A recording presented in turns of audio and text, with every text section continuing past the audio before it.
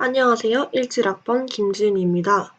인공지능 판사는 도래할 수 있을 것인가? 인공지능과 형사소송에 관하여 발표하도록 하겠습니다. 형사소송과 인공지능입니다. 형사소송이란 범죄 사실과 범죄자를 밝혀내어 국가의 형별권을 실현하는 형사 절차입니다.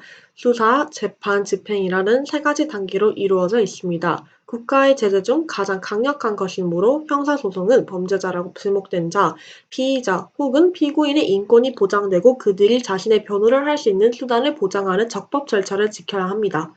형사소송에서 인공지능의 활용이 언제 가능할 것이라 생각하십니까? 강한 인공지능이 등장한 이후에 생길 먼 미래의 일이라 생각하지는 않나요? 그러나 놀랍게도 이미 한국에서도 인공지능은 법률 업무에 활용되고 있습니다. 네, 인공지능 변호사 유렉스가 바로 그것인데요. 한국의 첫 인공지능 변호사라 할 수 있는 유렉스는 법무법인 대륙아주에 취직했습니다. 법률 인공지능 기업인 인텔리코 메타 연구소에서 지능형 법률 추론 기록이 탑재된 법률 판례 동시 검색 엔진 유렉스를 오픈했다고 합니다. 유렉스는 검색어를 분석하여 관련 법률 판례를 동시에 제공하는 다중 정보 탐색 알고리즘이 탑재된 신개념 인공지능 법률 판례 검색 엔진입니다. 유렉스의 핵심 기능은 변호사에게 처음 접하는 분야나 관련 법령이 복잡한 경우 초기 리서치에 투자되는 많은 시간과 노력을 절감해 준다는 것입니다. 몇몇의 주요 조사 기관에 따르면 개별 사건의 기존 법리나 판례를 검색, 적용해 자문하는 전형적인 자문 업무부터 인공지능에 의한 대체가 일어나 변호사 직역이 가장 먼저 인공지능 개발에 영향을 받을 것이라 관측된다고 합니다. 그러나 성무 업무의 경우에는 수행할 때 의뢰인에 대한 인간적인 접촉, 이해, 배려가 전제되어야 하기 때문에 아직 자동화되긴 힘든 면이 존재한다고 볼 수 있습니다. 유렉스는 그동안 변호사와 법률 비서 여러 명이 몇 달씩이나 걸쳐 작업하던 법조항, 판례 검색 등 사전 리서치 업무를 30초 만에 해치우고 있습니다. 다음은 인공지능 판사입니다. 판결문의 작성 영역부터 설명하도록 하겠습니다. 판결문은 매우 논리적인 형식으로 작성되고 있습니다. 따라서 판결문 작성 알고리즘은 판결문의 자동 작성을 추구할 수 있습니다. 특히 형사소송법 제327조에 규정된 공소기각 판결, 형사소송법 제326조에 규정된 면소 판결과 같은 경우에는 그 사유가 법에 명시되어 있고 정형적인 형태이므로 판결문 작성은 절차적 프로그래밍만으로도 충분히 구현이 가능할 것으로 보입니다. 물론 인공지능 알고리즘의 블랙박스와 같은 속성 때문에 향후 연관된 사실관계 인정의 추론 과정을 당사자가 납득할 수 없다는 그 난제가 먼저 해결된 이후여야 가능할 것입니다. 다음은 사실관계 인정의 영역입니다. 우리나라는 국민참여재판이라는 옵션에도 불구하고 유무죄 등 사실 인정은 전문 법관의 몫입니다. 따라서 실상 이러한 사실 인정의 문제는 인공지능 알고리즘에 의해 대체되기 매우 어렵습니다.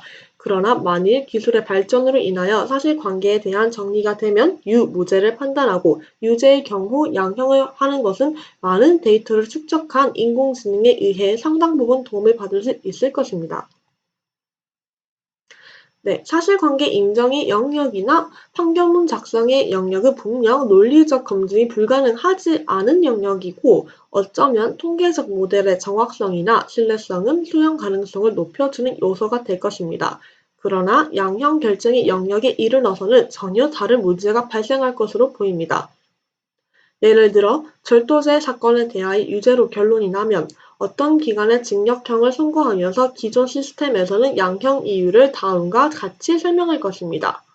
피고인의 절도 범행에 대하여는 자백하고 피해자가 처벌을 원하지 아니하는 점을 피고인에게 유리한 정황으로 참작하되 이 사건의 범행이 동종의 누범 기간 중 상습 절치 범행으로 범행의 수법, 횟수 등에 비추어 그 죄질이 상당히 불량한 점, 피고인에게 동종의 처벌 전력을 포함하여 다수의 처벌 전력이 있는 점, 그 밖에 피고인의 나이, 성행, 환경, 이 사건 범행의 경위와 결과, 범행 후의 정황 등이 사건 변론에 나타난 재반 양형 요소를 모두 참작하여 그와 같은 형을 결정한다. 인공지능 알고리즘의 형량을 결정할 때 위의 예에서 나온 여러 요인들을 모두 고려해 형량을 결정하겠지만 그 결정은 복잡한 통계학과 수학적 연산에 의한 머신러닝 처리 과정으로 이루어지는데 머신러닝의 블랙박스와 같은 속성 때문에 판결 기계가 위의 양형 이유와 같은 설명으로 피고인 등 당사자를 설득하긴 어려워 보입니다. 게다가 확률론과 통계학에 기반을 둔 기계의 결정을 인간이 수용할 수 있는지도 의문입니다. 자신이 교도소에 가서 몇 년을 복역하여야 하는지가 확률, 통계적 모델인 판결 기계에 의해 결정된다는 방식은 우리 사회가 저항 없이 받아들이긴 어렵기 때문입니다. 마지막으로 통계적 판결 기계의 약점은 그 위험성 평가나 형량 결정에서 패턴 분석에 의존하다 보니 개인적 특성보다는 집단적 특성 고려가 우선시 된다는 점입니다. 바로 데이터 편향의 문제인데요. 이런 부분도 개별화되어야 할 판결에서 개인적 특성이 무시되고 마치 공장에서 찍어내듯 정형화된 판결이 생성되는 양상을 띠게 될 것이라는 우려도 없지 않아 있습니다. 뿐만 아니라 인간에 대한 재판은 정량적인 요소로만 고려하여서는 안 됩니다. 해당 범법 행위의 심각성, 개개인의 특성, 배경 등이 고려되어야 하는데 인공지능 알고리즘에 의한 판결 기계의 구현에서 이런 속성을 고려하는 것은 매우 어려운 일이 될 것입니다.